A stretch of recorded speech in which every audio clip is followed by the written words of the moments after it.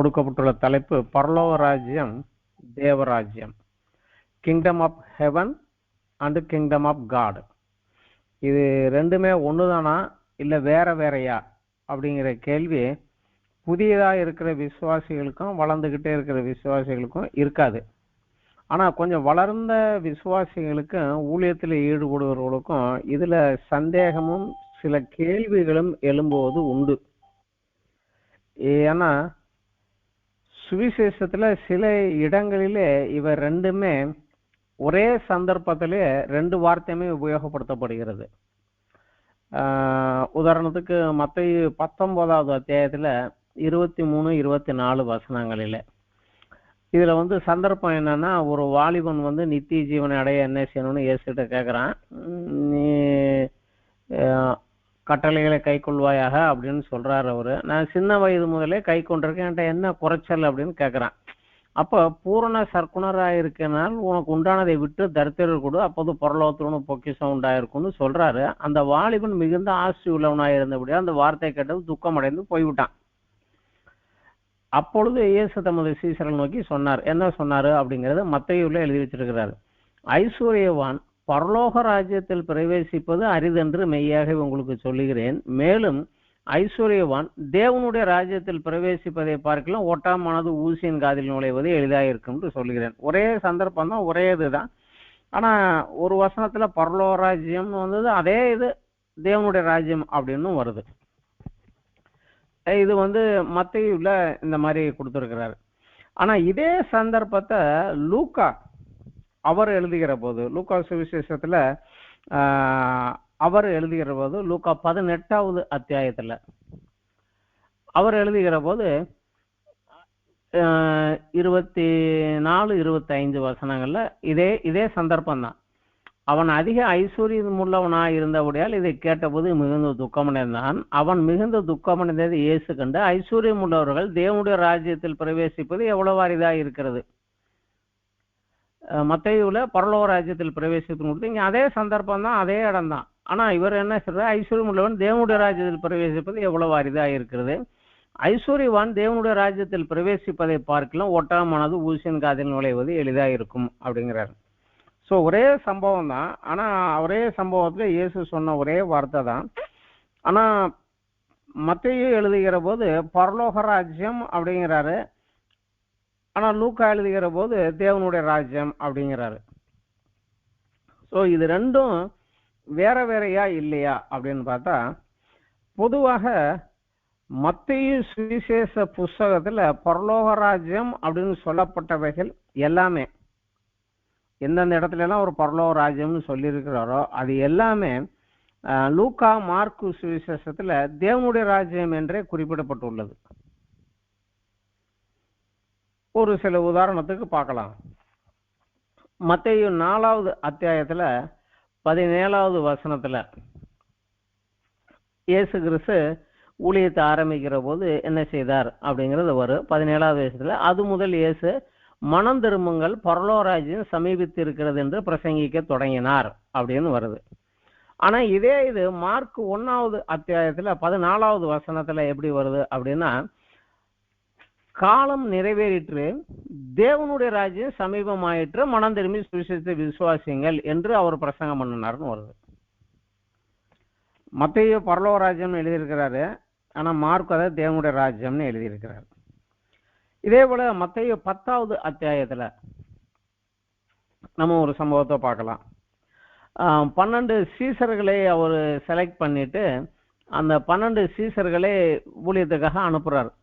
அனுப்புகிற போது அவர் என்ன சொல்லுகிறாரு, மத்தேயு 10வது அத்தியாயத்துல 5, 6, 7 வருது. அதுல 7வது வசனம் 6, 7 காணாமற் போன ஆடுகளாகிய இஸ்ரவேல் வீட்டாரிடத்துக்கு போங்கள், போகையில் பரலோக ராஜ்யம் சமீபித்து இருக்கிறது என்று பிரசங்கியுங்கள் அப்படின்னு சொல்லுகிறாரு. ஆனா இதை லூக்கா சுவிசேஷத்துல 9வது அத்தியாயத்துல இதே சந்தர்ப்பம் தான். அவர் சீசர்களை செலக்ட் பண்ணிட்டு அவங்க 9வது அத்தியாயம் 1வது வசனத்துல 12 சீசர்களை வர வைத்து பிசாசுகளை துரத்தையும் வியாதிகளை குணமாகவும் ஒரு வல்லமை அதிகாரம் கொடுத்து தேவனுடைய ராஜ்யத்தை குறித்து பிரசங்கிக்கவும் பிணியாளிகளை சொஸ்தமாகவும் அவர்களை அனுப்பினார். அங்க பரலோக ராஜ்யம் சமீபமா இருக்குன்னு சொல்லுங்க அப்படிங்கிறாரு. இங்க தேவனுடைய ராஜ்யம் அதை குறித்து நீங்க போய் சொல்லுங்க அப்படின்னு சொல்லி சொல்றாங்க. அதே போலதான் அங்க மத்தேயுவிலே இன்னொரு சந்தர்ப்பத்தை நம்ம பார்க்கலாம். இதே ஒரே சூழ்நிலையில சொல்லப்பட்ட வார்த்தைகள் தான். யோவான் சாணனை குறித்து அவங்களுக்கு கொஞ்சம் சந்தேகங்கள் வருகிற இடத்துல யோவான் சாணனை குறித்து பேசிவிட்டு இயேசு கிறிஸ்து சொல்லுகிறார். மத்தேயு 11வது அத்தியாயத்துல 11வது வசனத்திலேயே, சிறிகளிடத்தில் பிறந்தவர்களில் யோவான் சாணனை பார்க்கிலும் பெரியவன் ஒருவனும் எழும்பினதில்லை, ஆகிலும் பரலோக ராஜ்யத்தில் சிறியவனாயிருக்கிறவன் அவனிலும் பெரியவனாயிருக்கிறான் என்று உங்களுக்கு மெய்யாகவே சொல்கிறேன். அது பரலோக ராஜ்யத்திலன்னு சொல்றாரு. ஆனா அதே சம்பவம் லூக்காவில் எழுதுகிற போது அவங்களும் இப்படித்தான் சொல்றாரு. லூக்கா 7வது அத்தியாயத்துல 28வது வசனத்துல, சிறிகளிடத்தில் பிறந்தவர்களை யோவான் ஸ்நானனை பார்க்கலும் பெரிய தீர்க்கதரிசி ஒருவரும் இல்லை, ஆகிலும் தேவனுடைய ராஜ்யத்தில் சிறியவனாயிருக்கிறவன் அவனிலும் பெரியவனாயிருக்கிறான் என்று உங்களுக்கு சொல்லுகிறேன். சோ அங்க பரலோக ராஜ்யம்னு கொடுக்கப்படுகிறது, இங்க தேவனுடைய ராஜ்யம் என்றே கொடுக்கப்படுகிறது. அதே போல மத்தேயு 13வது அத்தியாயம் 11வது வசனத்துல இந்த விதைக்கிற ஊமையில சொல்லிட்டு அதை ஏன் ஊமையா பேசுறீங்க அப்படிங்கிற போது இயேசு சொல்லுகிறாரு, பரலோக ராஜ்யத்தின் ரகசியங்களை அருளியும்படி உங்களுக்கு அருளப்பட்டிருக்கிறது அப்படின்னு சீசர்களை பார்த்து சொல்லுகிறார் மத்தேயு 13:11. ஆனா அதே வசனம் லூக்கா 8:10 தேவனுடைய ராஜ்யத்தின் ரகசியங்களை அருளும்படி உங்களுக்கு அருளப்பட்டிருக்கிறதுங்கிறார். ஒரே சந்தர்ப்பம் தான், வேற வேற நேரங்கள் கிடையாது, ஒரே சந்தர்ப்பத்துல தான். ஆனா இந்த வார்த்தைகள் கொஞ்சம். அதே போல மத்தேயு 19:14 இயேசு கிட்ட சிறுபிள்ளை சீசர்ல தடை பண்ணினாரு. அப்போ அவர் சொல்ல, சிறுபிள்ளைகள் என்று ஒருவருடைய இடம் கொள்ளுங்கள், அவர்களை தடை பண்ணாதீர்கள், பரலோக ராஜ்யம் அப்படிப்பட்டவர்களுடையதா இருக்கிறதுன்னு சொல்றாரு மத்தேயுல. அதே சந்தர்ப்பம் தான் லூக்கா 18:16 சிறு பிள்ளைகள் என்னிடம் வருவதற்கு இடம் கொடுங்கள், அவர்களை தடை செய்யாதிருங்கள், தேவனுடைய ராஜ்யம் அப்படிப்பட்டவர்களுடையது அப்படிங்கிறார். இதுல மத்தேயுல பரலோக ராஜ்யம்னு சொல்லப்பட்ட எல்லா சம்பவங்களுமே மற்ற சுவிசேஷ புஸ்தகங்களில் வருகிற போது தேவனுடைய ராஜ்யம் அப்படின்னு தான் சொல்றாங்க. இது ரெண்டுமே ஒண்ணுதான் அப்படிங்கிற மாதிரி தான் ஒரு இதுல வருது. ஆனா அடிப்படையில இது ரெண்டுமே ஒண்ணுதான். ஆனா விசேஷமா பார்த்தா மத்தேயு சுவிசேஷத்துல மட்டும்தான் பரலோக ராஜ்யம் என்கிற சொல்லை பயன்படுத்துகிறார். மார்க்கு, லூக்கா நிறுவனங்கள்ல கூட அந்த வார்த்தையை உபயோகப்படுத்துவதில்லை, தேவனுடைய ராஜ்யம் தான் சொல்றாங்க. அது ஏன் காரணம் அப்படின்னா, மத்தேயு சுவிசேஷம் யூதேயாவில் உள்ள எருசலேமை சுற்றி உள்ள யூதர்களுக்கு பிரதானமாக இயேசு கிறிஸ்து அவர்கள் மேசியா என்று விவரித்து காண்பதற்காக எழுதப்பட்டது.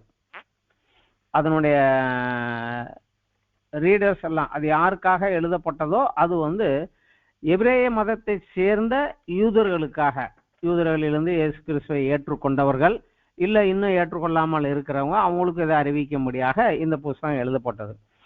பொதுவாகவே யூதர்கள் தேவன் கடவுள் என்ற சொல்லை பொதுவாகவே அவங்க பயன்படுத்துவது இல்லை.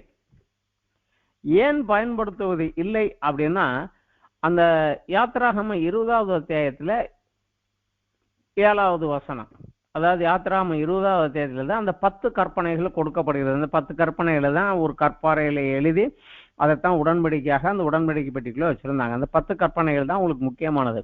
அதுல வரக்கூடிய ஒரு கவனம் என்னன்னா, உன் தேவனாகிய கர்த்தருடைய நாமத்தை வீணிலே வழங்காது இருப்பாயாக, கர்த்தர் தம்முடைய நாமத்தை வீணிலே வழங்குகிறவனை தண்டியாமல் விடார்.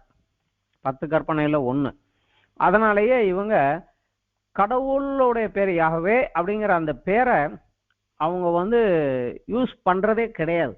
அதற்கு பதிலாக அதை குறிக்கக்கூடிய வேற சொற்களை அவங்க பயன்படுத்துவாங்க.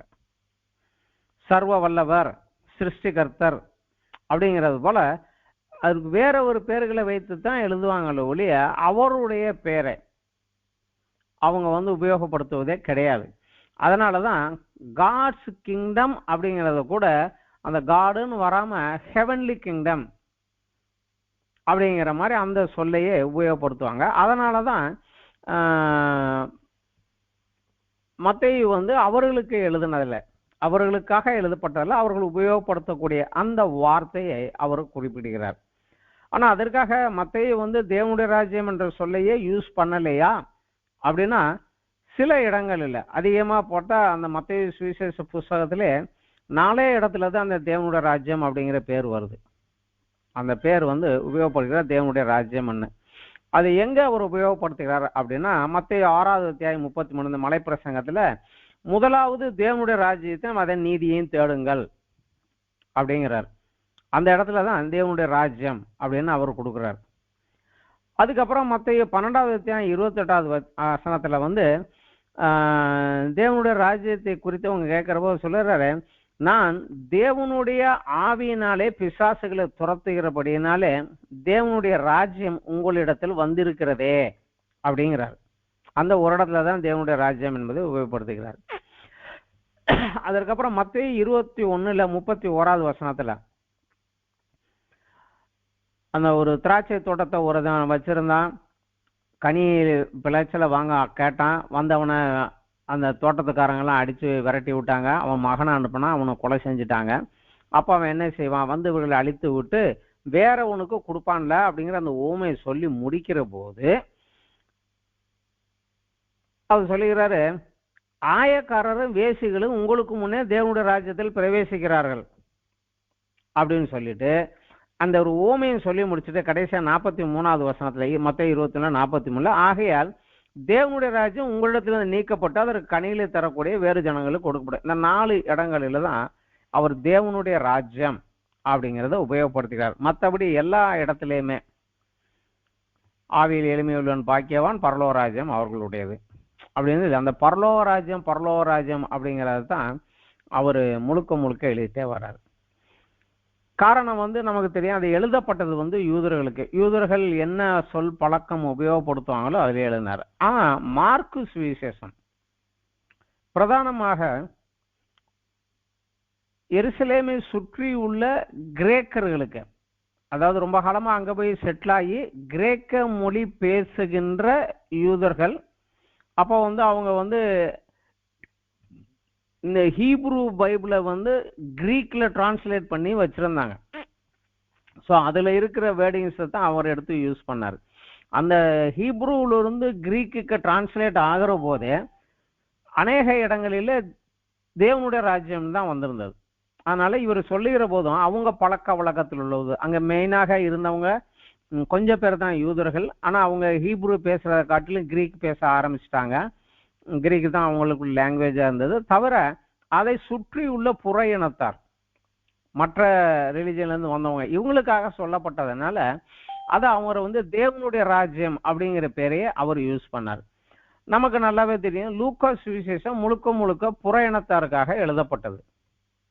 தியோப்பிலுவே அப்படிங்கிற ஒருவருக்காகத்தான் அதை எழுதுறாரு. லூக்கா சுவிசேஷமும் அப்போஸ்தலர் நடவடிக்கையும் அவர் புற இனத்தில் உள்ள ஒரு தேவ பக்தியுள்ள ஒரு மனிதன், அவருக்காக எழுதப்பட்டது.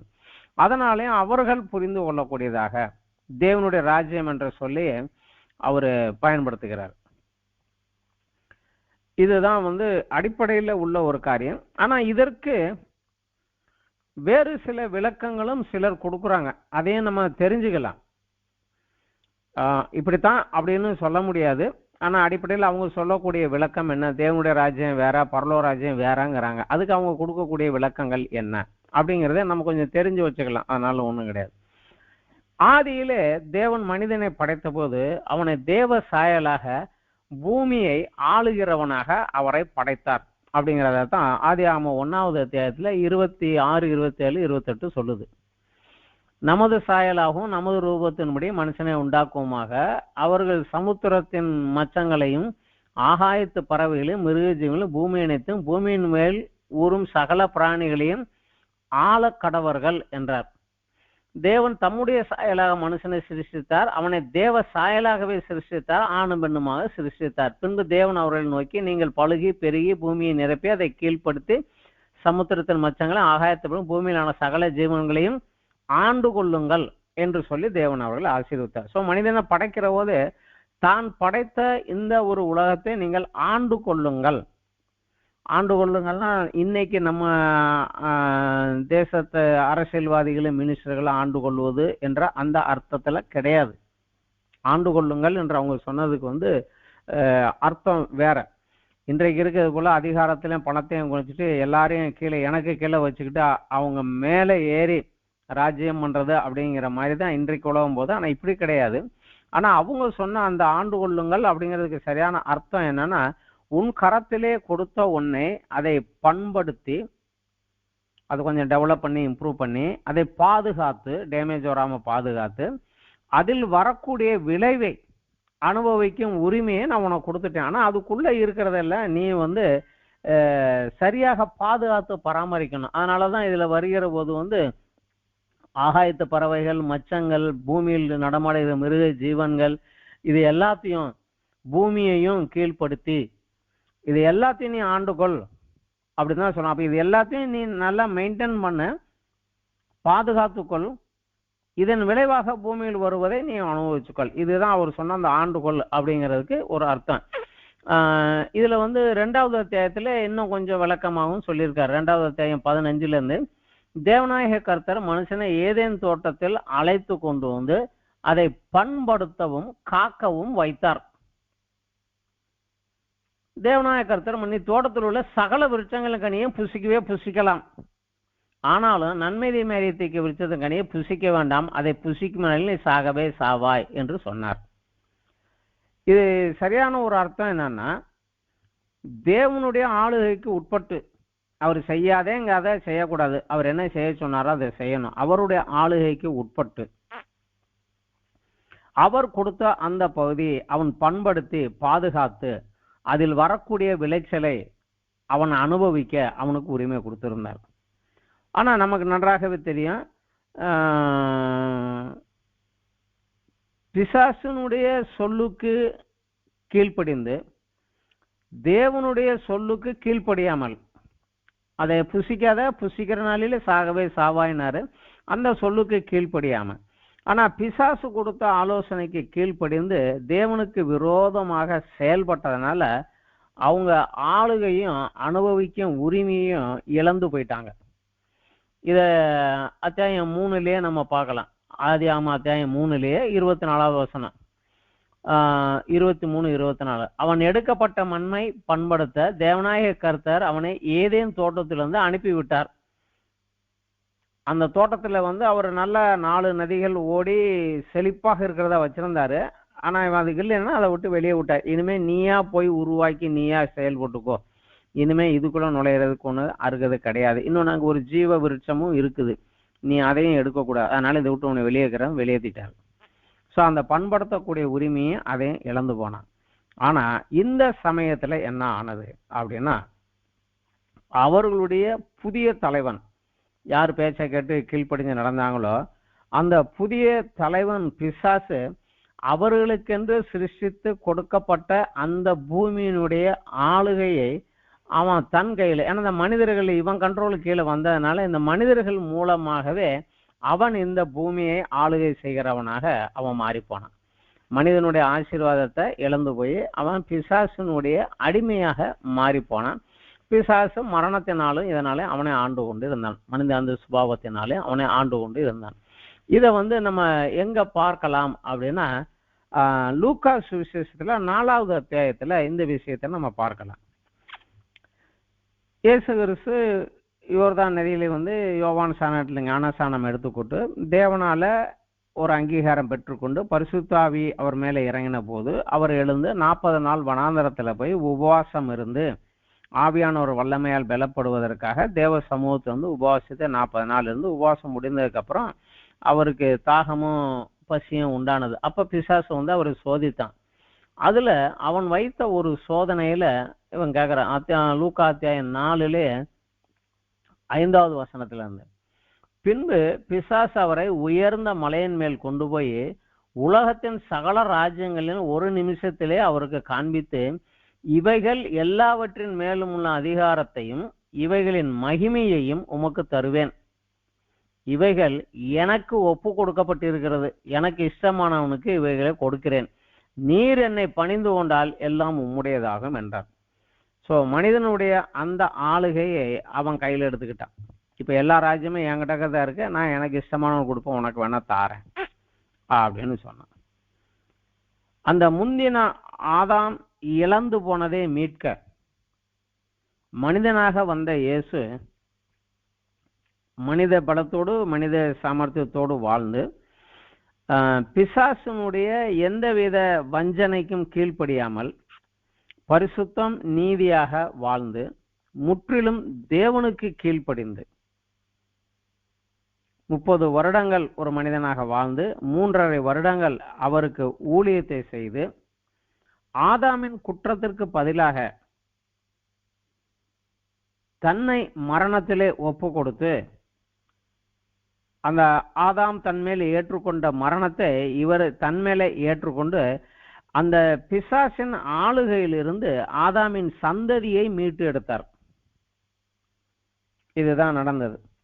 இப்ப பூமியில் உள்ள ஆளுகை யாருகிட்ட இருக்குன்னா இயேசு கிறிஸ்து கையில இருக்குது. பிசாசு கையில கிடையாது ராஜ்யம், அவங்க கையிலிருந்து இவர் எடுத்துக்கொண்டார். இதை நம்ம மத்தேயு 28வது அத்தியாயத்துல அவர் மரித்து உயிர்த்தெழுந்து கடைசியில் சீசர்களுக்கு தரிசனம் ஆகிற போது அவர் இயேசு கிறிஸ்துவை இந்த காரியத்தை சொல்லுகிறார். மத்தேயு 28ல 18வது வசனம். அப்பொழுது இயேசு சமீபத்தில் அவர்கள் நோக்கி, வானத்திலும் பூமியிலும் சகல அதிகாரமும் எனக்கு கொடுக்கப்பட்டிருக்கிறது. இப்ப அவங்ககிட்ட கிடையாது அந்த அதிகாரம், அதை நான் வாங்கிட்டேன்.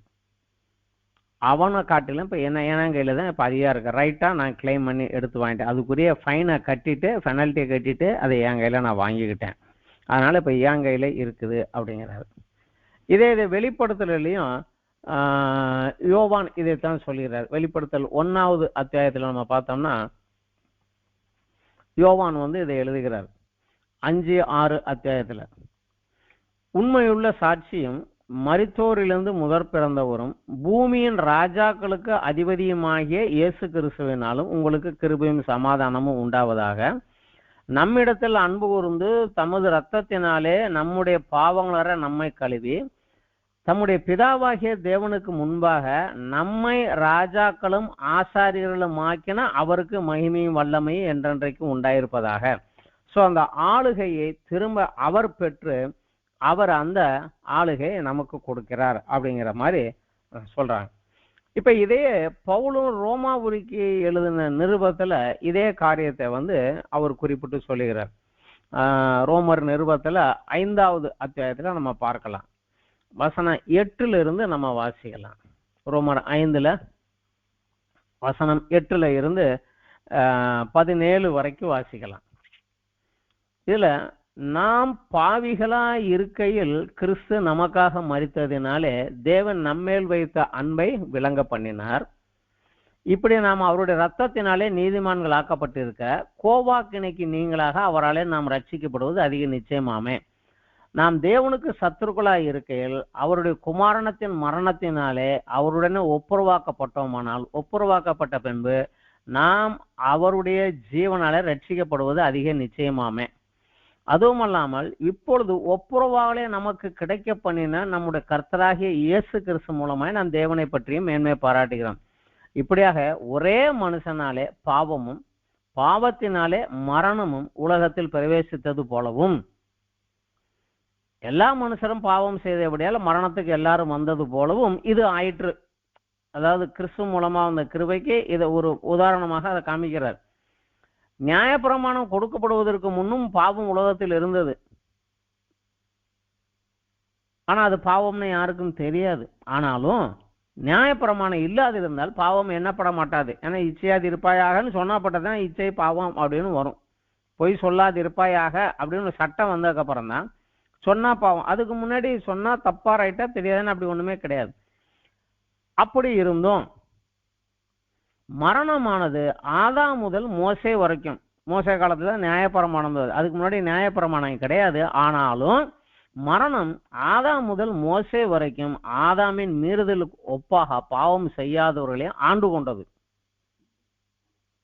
ஆதாமுக்கு இணையாக தப்பு செய்யல அவங்க. ஆனா பாவியனுடைய பிள்ளையாக பிறந்ததுனால அந்த பிள்ளையும் எனக்கு சொந்தம் அப்படின்னு சொல்லி பிசாசு அவங்களே மரணத்தின் மூலமாக அவர்களே ஆண்டு கொண்டான். அந்த ஆதாம் பின்பு வந்தவருக்கு முன் அடையாளம் ஆனான். ஆனாலும் மீறுதலின் பலன் கிருபை வரத்தின் பலனுக்கு ஒப்பானதல்ல. ஏன்னா ஒருவர் மீறுதலினாலே அநேகர் மரித்திருக்கிற தேவனுடைய கிருபையும் இயேசு கிறிஸ்து என்ன ஒரு மனிதனுடைய கிருபையினாலே வரும் ஈவும் அநேகர் மேல் பெருகி இருக்கிறது. அது எப்படி எல்லார் மேலேயும் வந்ததோ அதே போல இதுவும் எல்லார் மேலேயும் வரும். மேலும் ஒருவன் பாவம் செய்தனால் உண்டான தீர்ப்பு தேவன் அருளும் தீர்வுக்கு ஒப்பானதல்ல. அந்த தீர்ப்பு ஒரே குற்றத்தின் நிமித்தம் ஆக்கினைக்கு ஏதுவாய் இருந்தது. ஒரே குற்றம் தான், ஆனா அது ஆக்கினைக்கு ஏதுவாயிடுச்சு. கிருபை வரமோ அநேக குற்றங்களை நீக்கி நீதி வழங்கும் தீர்ப்புக்கு ஏதுவாயிற்று. இப்ப முக்கியமான வசனம் இப்ப இதுதான் 17. அல்லாமலும் ஒருவனுடைய மீறுதலினாலே அந்த ஒருவன் மூலமாய் மரணம் ஆண்டு கொண்டிருக்க கிருபையின் பரிபூரணத்தையும் நீதியாகிய ஈவின் பரிபூரணத்தையும் பெறுகிறவர்கள் இயேசு கிறிஸ்து என்னும் ஒருவராலே ஜீவனை அடைந்து ஆளுவார்கள் என்பது அதிக நிச்சயமே. அந்த ஏதேன் தோட்டம் தேவனுடைய ஒரு திட்டம். அது கேன்சல் ஆகி போகல, தள்ளுபடி ஆகி போகவும் இல்லை. மனிதனுடைய கீழ்ப்படியாமையின் பிசாசின் வஞ்சகத்தினால கொஞ்சம் போஸ்ட்போன் தான் இருக்கு. பூமியை ஆள கடவீர்கள் என்று சொன்ன அந்த ஆளுகை திருப்பி மனிதனுக்கு வரும். அதை கிறிஸ்து பெற்று கிறிஸ்து நமக்காக கையில கொடுத்திருக்கிறார். இதைத்தான் நமக்கு பவுலுங்க எழுதியிருக்கிறார். இன்றைக்கும் மனம் திரும்பி எந்த ஒரு மனிதனாக இருந்தாலும் தான் பாவி என்பதை ஒத்துக்கொண்டு மனம் திரும்பி இயேசு கிறிஸ்துவை தன் சொந்த இரட்சகராக, முக்கியமாக கர்த்தராக, கர்த்தர்னா ராஜாவாக, என் தலைவராக என்ற நீங்க சொல்லுங்க நான் கேட்கிறேன் அப்படிங்கிற ராஜாவாக ஏற்றுக்கொண்டு ஞானஸ்நானத்தின் மூலமாக தேவனோடு இந்த உடன்படிக்கை செய்து நான் என் சுயத்துக்கும் உலகத்துக்கும் நான் மறித்து விட்டேன், இனி கிறிஸ்து சொன்னதை கேட்டு நான் வாழ்வதற்காக என்னை ஒப்பு கொடுத்துருக்கிறேன் அப்படின்னு அந்த ஒரு உடன்படிக்கையோடு வந்தபோது தேவனுடைய ஆவியான ஒரு துணையோடு மாம்சம், உலகம், பிசாசு இந்த மூன்றையும் ஜெயித்தவர்களாக, எப்படி இயேசு கிறிஸ்து பூமியில் 30 இருந்தபோது பிசாசினுடைய எல்லா தந்திரங்களையும் ஜெயித்தவராக, மாம்சத்தையும் சுயத்தையும் ஜெயித்தவராக இருந்தார், அப்படியே நம்மளும் வாழும்படியாக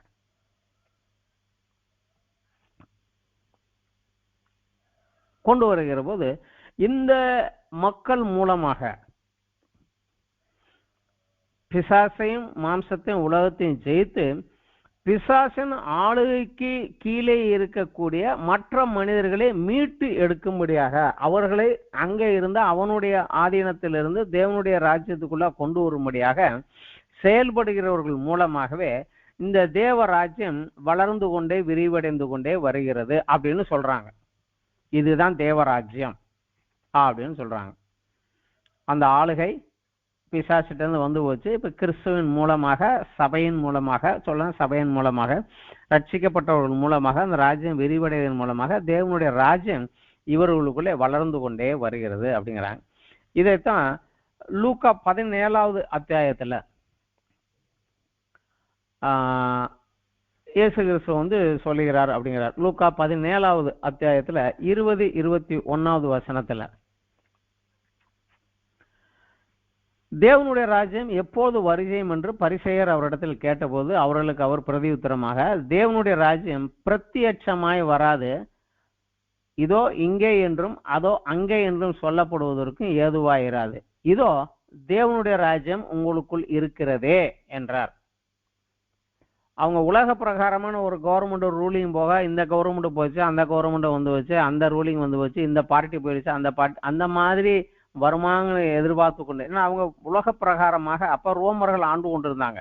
இந்த ரோமர்களை விரட்டி விட்டு யூதர்களை கொண்டு திருப்பி ஒரு ராஜ்யத்தை அமைச்சிருவீங்களா அப்படிங்கிற போது அவர் அதைத்தான் அவங்க தேவனுடைய ராஜ்யம் அப்படின்னு நினைச்சுக்கிட்டு இருந்தாங்க. இல்ல, என்னை ஏற்றுக்கொண்டு எனக்கா கீழ்ப்படுகிறவன் இருக்கான்ல, இதுதான் தேவனுடைய ராஜ்யம் அப்படின்னு.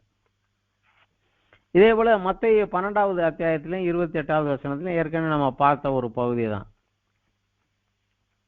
மத்தேயு 12ல 28வது வசனத்துல இயேசு சொல்கிறாரு, நான் தேவனுடைய ஆவியினாலே பிசாசுகளை துரத்துகிறபடியால் அந்த ராஜ்யத்தை, அந்த அந்தகார லோகாதிபதியின் ராஜ்யத்தை உடைத்து விட்டுட்டு அவனை துரத்திட்டு இந்த ராஜ்யத்தை கட்டுகிறதுனால தேவராஜ்யம் உங்களிடத்தில் வந்திருக்கிறதே அப்படிங்கிறார். ஸோ இதைத்தான் தேவனுடைய ராஜ்யம் என்று சொன்னார் அப்படின்னு சொல்லி சொல்றாங்க. அதே போல உலகின் சகல சாதிகளுக்கும் முந்தி சுவிசேஷம் பிரசங்கிக்கப்படும், அப்பொழுது முடிவு வரும் என்றார். ஸோ உலகத்தில் உள்ள சகல ஜாதிகளுக்கும் இந்த மனம் திரும்புதலும் பாவ மன்னிப்பின் நிச்சயமும் பிரசங்கிக்கப்பட்டு இது கேட்காதவன் இல்லைங்கிற அளவு எல்லாருக்கும் இது பிரசங்கிக்கப்பட்ட போறப்ப இயேசு சொன்னார், நான் மறுபடியும் வந்து எருசலேமை தலைநகராக கொண்டு முழு உலகையும் என்னை கர்த்தராக ஏற்றுக்கொண்டு இன்று செயல்பட்டவர்கள் மூலமாக ஆளுகை செய்வார் அப்படிங்கிறது வேதம். இதைத்தான் பரலோக ராஜ்யம் அப்படின்னு சொன்னாரு அப்படின்னு சொல்றாங்க. இதற்கு அவங்க ஆதாரணமா சொல்லுகிறது மத்தேயு 19வது அத்தியாயத்துல 27 28 வசனங்களில் என்ற அப்போது பேதுரு வந்து அவரை நோக்கி கேட்கிறார், இதோ நாங்க எல்லாத்தையும் விட்டு விட்டு உண்மை பின்பற்றினோமே, எங்களுக்கு என்ன கிடைக்கும்னு. அதற்கு இயேசு, மறு ஜென்ம காலத்திலே மனுஷகுமாரன் தம்முடைய மகிமையுள்ள சிங்காசனத்து மேல் வீட்டு இருக்கும்போது என்னை பின்பற்றின நீங்களும் இஸ்ரவேலின் 12 கோத்திரங்களே நியாயம் தீர்க்கிறவர்களாக 12 சிங்காசனங்கள் மேல் வீட்டு இருப்பீர்கள் என்று மெய்யாகவே உங்களுக்கு சொல்லுகிறேன் அப்படிங்கிறார். இதுதான் அந்த பரலோக ராஜ்யம் அப்படின்னு ஒரு சிலர் சொல்றாங்க. வெளிப்படுத்தல் 20வது அத்தியாயத்துல 4வது வசனத்துல ஒரு சம்பவம் கொடுக்கப்படுகிறது. அதுவும் இதே காரியத்தை தான் சொல்லுகிறது. வெளிப்படுத்தல் 20:4 அந்தி கிறிஸ்துவும் கள்ளத்தீர்க்கதரிசியும் நரகத்துல தள்ளப்பட்டு பிசாசு என்கிற சாத்தான் 1000 வருடம் பாதாளத்தில் அடைத்து வைக்கப்பட்ட பின்பு இயேசு கிறிஸ்து வந்து பூமியில ஆட்சி செய்ய உட்காருகிற போது அதுல இந்த வசனம் வருகிறது, அன்றியும் நான் சிங்காசனங்களை கண்டேன், அவைகளின் மேல் உட்கார்ந்தார்கள், நியாய தீர்ப்பு கொடுக்கும்படி அவர்களுக்கு அதிகாரம் அளிக்கப்பட்டது. யார் அவங்க? இயேசுவை பற்றிய சாட்சி நிமித்தமும் தேவனுடைய வசனத்தின் நிமித்தமும் சிரச்சேதம் பண்ணப்பட்டவர்களுடைய ஆத்துமாக்களையும் மிருகத்தையாவது அதன் சொருவத்தையாவது வணங்காமலும் தங்கள் நெற்றியிலும் தங்கள் கைகளிலும் அதன் முத்திரையை தரித்து கொள்ளாமலும் இருந்தவர்களை கண்டேன். அவர்கள் உயிர்த்து கிறிஸ்துவுடனே கூட 1000 வருஷம் அரசாண்டார்கள். இதுதான் பரலோக ராஜ்யம் அப்படின்னு ஒரு சிலர் கூப்பிடுறாங்க. ஸோ இப்போ நடக்கிறது தேவராஜ்யம், இயேசு கிறிஸ்து வந்ததுக்கு பிற்பாடு நடக்க போகிறது தான் பரலோக ராஜ்யம் அப்படின்னு சொல்றாங்க. ஆனால் ஒரு சிலர் இது இல்லை, அந்த பரலோக ராஜ்யம் அப்போ வராது அப்படிங்கிறாங்க. அது எப்போ வரும் அப்படிங்கிறாங்க? அந்த இயேசு கிறிஸ்துவனுடைய 1000 வருஷ அரசாட்சிக்கு பின்னர் நித்திய நியாய தீர்ப்பு. அந்த நித்திய நியாய தீர்ப்புக்கு முன்னாடி பிசாசு அந்தி கிறிஸ்துவும் கள்ளத்திற்கு இருக்கிற நரகத்துக்குள்ள தள்ளப்படுவான். நித்திய நியாய தீர்ப்புல கடைசியாக சிறியோர் பெரியோராக ஆதியிலிருந்து பிறந்த எல்லா மனிதரும் மரித்து போன எல்லா மனிதரும் வந்து நின்று நியாய தீர்ப்புல இருந்து அவனவன் கிரியையின்படி நியாயம் தீர்க்கப்பட்டு கடைசியாக மரணமும் பாதாளமும் நரகத்தில் தள்ளப்பட்டு அதற்கு பிற்பாடு புதிய வானம் புதிய பூமி புதிய எருசலேம் சிருஷ்டிக்கப்பட்டு தேவனோடும் கிறிஸ்துவோடு கூட இந்த ரட்சிக்கப்பட்ட முதலாம் உயிர்த்தலுக்கு வந்தவங்க, 2வதுல இருந்து வந்தவங்க, இவங்க எல்லாரும் சேர்ந்து வாழக்கூடிய அந்த நாள் தான் பரலோக ராஜ்யம் அப்படின்னு இன்னொரு குரூப்பு சொல்றாங்க. அப்பதான் பரலோக ராஜ்யம் வரும், அது வரைக்கும் தேவராஜ்யம் தான் அப்படிங்கிறாங்க. இதுல நம்ம அறிந்து கொள்ள வேண்டியது ஒரே ஒரு காரியம்தான். தேவனுடைய ராஜ்யம்னாலும் அதுல ராஜா இயேசு கிறிஸ்து தான், பரலோக ராஜ்யம் என்றாலும் அதுல ராஜா இயேசு கிறிஸ்து தான். இன்னைக்கு நாம அவருடைய ஆளுகைக்கு நம்மை ஒப்பு கொடுத்து, அதனாலதான் நமக்கு பரமண்டலின் ஜெபங்களில் உம்முடைய ராஜ்யம் வருவதாகன்னு ஜெபிக்க கற்றுக் கொடுத்தார். அதை சொல்லுங்க, உம்முடைய ராஜ்யம் வருவதாக, உம்முடைய சித்தம் பரலோகத்தில் செய்யப்படுவது போல பூமியிலும் செய்யப்படுவதாக. அப்படின்னா உம்முடைய சித்தத்துக்கு எங்களை ஒப்பு கொடுக்குறோம், நாங்கள் என்ன செய்யணும்னு சொல்லுங்க, நாங்கள் செய்கிறோம், அதுதான் அதுக்கு அர்த்தம். ஸோ அந்த மாதிரி நம்மளை அனுதினம் ஜெபித்து அதற்கு ஆயத்தமாகி அவர் சொன்ன கட்டளைகளுக்கு, அவர் என்னென்ன செய்யணும்னு சொன்னாரோ செய்யக்கூடாதுன்னு சொன்னாரோ அந்த கட்டளைகளுக்கு கீழ்ப்படிந்து, அப்புறம் அவர் நமக்கென்று ஒரு தனியாக ஒரு வேலையை கொடுப்பார். அது ஒவ்வொருவருக்கும் அந்தந்த வேலை வித்தியாசமா இருக்கும். அவர் எனக்கு கொடுத்த வேலையை, அதை ஊழியம்னு சொல்லலாம், செய்து அவர் வருகைக்கு நம்மை அனுதினமும் ஆயத்தமாக இருக்கணும். இதற்கு விரோதமாக வரக்கூடிய மாம்சம், உலகம், பிசாசு, இதை ஜெயித்தவர்களாக கிறிஸ்துவின் ஆளுகைக்கு கீழாக என்னை ஒப்பு கொடுத்து இந்த மாம்சம் உலகம் பிசாசை ஜெயித்தவர்களாக வந்து ஜெயம் கொண்டவர்களுக்கு என்று அவர் வைத்திருக்கக்கூடிய ஆசீர்வாதத்தை நாம் சுதந்திரித்து கொண்டு அவரோட 1000 வருஷங்கள் அரசாள வேண்டும். இதுதான் நம்மளுடைய ஃபைனல், நம்மளுடைய ஃபோக்கஸ், எய்ம். இது குறித்து தான் நம்ம ஓட்டம் இருக்கணும். இதுக்காக நீங்க ஆயத்தமா இருங்கன்னு தான் வேதம் நம்ம எச்சரிக்குது. இதுக்கு நீங்க தயாரா இருங்க, இதுக்கு நீங்க உங்களை ப்ரிப்பேர் பண்ணிக்கோங்க, இதுக்கு நீங்க டெவலப் ஆங்க. அதனாலதான் வேதம் நம்ம சொல்லுகிறது, இம்மைக்காக மாத்திரம் நான் கிறிஸ்துவின் மேலே நான் நம்பிக்கை உள்ளவனா இருந்தால் நான் ஒரு நாளைக்கு எல்லாருக்கும் முன்பதாக நான் பரிதபிக்கப்படத்தக்கவனா இருப்பேன். இந்த ஒரு ஆசீர்வாதத்தை விட்டுட்டு பூமிக்குரிய காரியங்களுக்காக மாத்திரம் அவர் பின்னாடியே நான் சுத்தி திரிந்து அதை மாத்திரம் கேட்டுக்கொண்டு இதை குறித்த ஒரு ஞானமும் அறிவும் இல்லாதவனாக நான் வாழ்ந்தா ஒரு நாள் அவர் வர்ற அன்னைக்கு நான் அதுக்கு ஆயத்தம் இல்லாதவனாக இருந்து நான் என்னுடைய இந்த ஆசீர்வாதத்தை நான் இழந்து போயிடுற மாதிரி இருக்கும். வேதமும் நமக்கு எச்சரிக்குது. 1 கொரிந்தியர் 10:12 இப்படி இருக்க தன்னை நிற்கிறவன் என்று சொன்னுகிறவன் விழாதபடி எச்சரிக்கையா இருக்க கடவன். இன்றைக்கு கால சூழ்நிலையில் மோசமாக மாறிக்கொண்டே வருது. வெகு விரைவில் அவருடைய வருகை இருக்கும். ஆனா நம்ம அதுக்கு ஆயத்தமாகிறோமா? லூக்கா 21 சொல்றாரு, அந்த நாள் நான் வருகிற நாள் ஒரு கன்னியை போல உலகம் எங்கும் வரும், பூமியில் இருக்கிற எல்லாரும் மேலேயும் வரும். ஆனா இதுல நீங்க மாட்டிக்கொள்ளாதபடி விழித்திருந்து ஜெபம் பண்ணுங்க. தினசரி இதை நோக்கமாக வைத்துக்கொண்டே நீங்க மேல போங்க. கொலைசேர்ல சொல்லுகிறார், நீங்கள் கிறிஸ்துவோடு எழுந்தது உண்டானால் மேலானவைகளே தேடுங்க, பூமிக்குரியவைகள் அல்ல. ஏன்னா பூமிக்குரிய நீங்க மறிச்சிட்டீங்க. உங்களுடைய ஜீவன் கிறிஸ்துவோடு இருக்குது. வருகிற போது அவரோடு மகிமையில வெளிப்பட்டு 1000 வருஷம் வருவீங்க. ஸோ அங்க உள்ள காரியத்துக்கு இதுதான் உங்களுடைய லாஸ்ட் ஸ்டேஜ். இப்ப நம்ம அதை நோக்கித்தான் போய்கொண்டு இருக்கிறோம். அதை நோக்கி அதை மறந்துட்டு வழியில எங்கேயாவது உட்காந்துடாதீங்க அப்படிங்கிறது. எது நம்மளை மாட்டிக்கும்? அதை லூக்கா 21 இயேசு கிறிஸ்து வெளிவா சொல்லுகிறார். பாரமான சில காரியங்கள் என்ன? பெருந்தேனி, வெறி, உலக கவலைகள். பெருந்தேனின்னு தமிழ்ல கொடுத்துருக்குறாங்க. பட் மற்ற லாங்குவேஜஸ் எல்லாத்துலேயும் பார்த்தீங்கன்னா கேர்லெஸ் லைஃப், ஒரு பொறுப்பில்லாத வாழ்க்கை. இன்னைக்கு வாழ்வோம், வெந்த திம்மா விதி வந்த சாவோம், என்னைக்கு சொர்க்க நரகம் எவனுக்குடா தெரியும். அதனால இன்றைக்கு உலகத்தை அனுபவிப்போம். தகாத விதமாகவோ தகுதியான விதமாகவோ அந்த ஒரு, அதாவது அந்த வருங்காலத்தை குறித்த ஒரு அறிவோ ஞானமோ ஒண்ணுமே இல்லாம அதுக்கு ஆயத்தமாகாம இருக்கிறவங்களும் சொல்லுகிறது. வெறி என்கிறது அடிக்ட் அப்படின்னு நம்ம சொல்லலாம். குடிக்கிறவன் கொஞ்ச நாளும் தான் அவன் காசு கொடுத்து குடிப்பான், அப்புறம் குடி அவனை பிடிச்சிக்கிடும், அதனுடைய ஆளுகைக்கு கீழாக அவன் போயிடுவான். நம்ம ஆளுகை செய்யறது கிறிஸ்து ஒருவரே, வேற யாரும் நம்மளை ஆளக்கூடாது. அது குடியா இருந்தாலும் சரி, சிகரெட்டாக இருந்தாலும் சரி, இல்லை புகையிலையா இருந்தாலும் சரி, இல்லை விபச்சாரமாக இருந்தாலும் சரி, இல்ல பணம் பணம் பணம் பணம் பணம் சேர்க்கணுங்கிற வெறியா இருந்தாலும் சரி, இல்ல அதிகார வெறியாக இருந்தாலும் சரி, நான் மேல மேல மேல போகணுங்கிற வெறியா எதுவாக இருந்தாலும் இன்றைக்கு மிக மோசமாக யாருக்கும் தெரியாமலே ஒண்ணு வருகிறது. மொபைல் கையில எடுத்துட்டா நேரம் போறது தெரியல.